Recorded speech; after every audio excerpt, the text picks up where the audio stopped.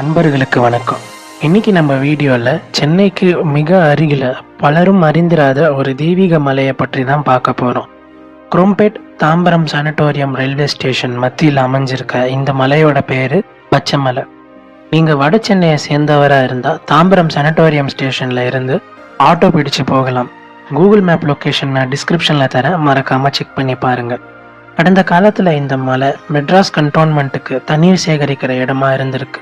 அதுக்கு ஆதாரமாக மலை மேலே உள்ள பெரிய கிணறு வடிவமாக இருக்கிற தண்ணீர் தொட்டிகளை நீங்கள் பார்க்கலாம். நாளடைவில் இங்கே தெய்வீக அதிர்வலைகள் அதிகமாக இருப்பதனால மிலிட்ரிக்காரங்க இந்த இடத்த கைவிட்டுட்டு போயிட்டாங்க. அதற்கு காரணம் என்னன்னா, இந்த மலையில் ஆதி காலத்தில் அத்ரி மகரிஷி என்கிற சக்தி வாய்ந்த முனிவர் தவம் செஞ்சது தான். இதற்கு காரணமான இந்த அத்ரி மகரிஷி சிவபரம்பொருளுடைய அம்சமானவர். இவருடைய மகன் தான் மும்மூர்த்திகளுடைய அம்சமான தத்தாத்திரேயர் பகவான். அத்ரி மகரிஷி மட்டும் இல்லாமல் அவருடைய ரிஷி பத்தினியான அனுஷியா தேவியும் இங்கே எழுந்தருளி இருக்கிறது சிறப்பு. ஏன்னா பராசக்தி அம்சமான இவங்களுக்கு மும்மூர்த்திகளையே 3 சிறு குழந்தைங்களா மாற்றி சோறுட்டின பெருமை உண்டு. உலகத்தில் அத்ரி மகரிஷிக்கு கூட தனித்தனியே சன்னதிகள் கொண்ட பழம்பெரும் கோயிலர்கள் 1-2 இருக்கு. ஆனால் அனுஷியா தேவியோட சேர்ந்தாப்புல எழுந்தருளி இருப்பது மிகவும் அரிது. குழந்தை வரம் தராம தடுக்கிற சாபத்தை நிராகரிக்கிறதுக்கு தத்தாத்திரேய பகவானால முடியும். அதே போல ஆண்களுக்கு திருமண வரம் தர அனுஷியா தேவியால முடியும்.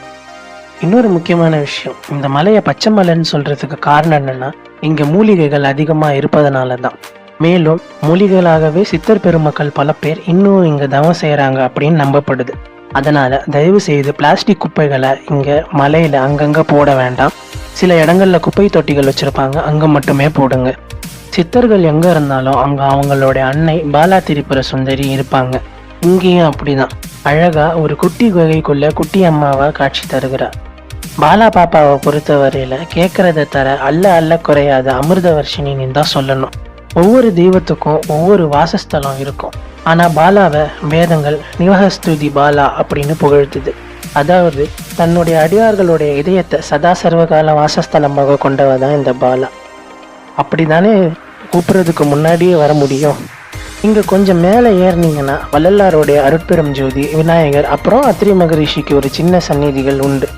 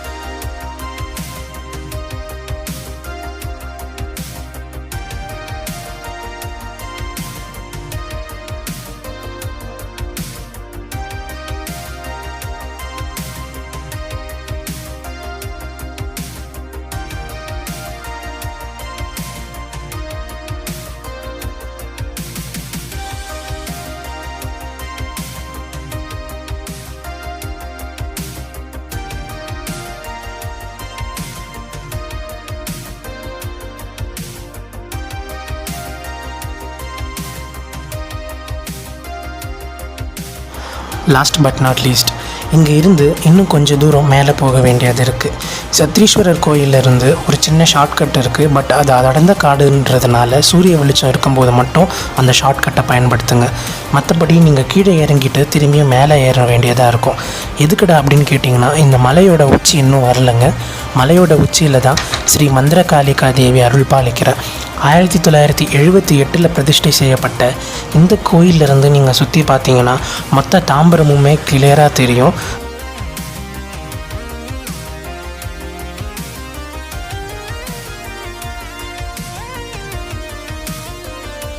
அவ்வளோதான் கைஸ் இந்த வீடியோ.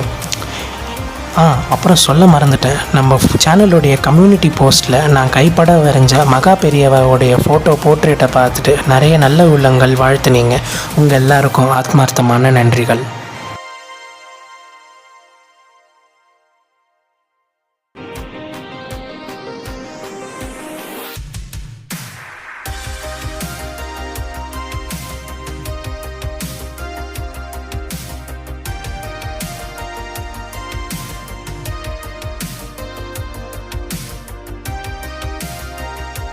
இந்த வீடியோ உங்களுக்கு பிடிச்சிருந்தா லைக் பண்ணுங்கள், சப்ஸ்கிரைப் பண்ணுங்கள், உங்களுக்கு பிடிச்சவங்களுக்கு ஷேரும் பண்ணுங்கள்.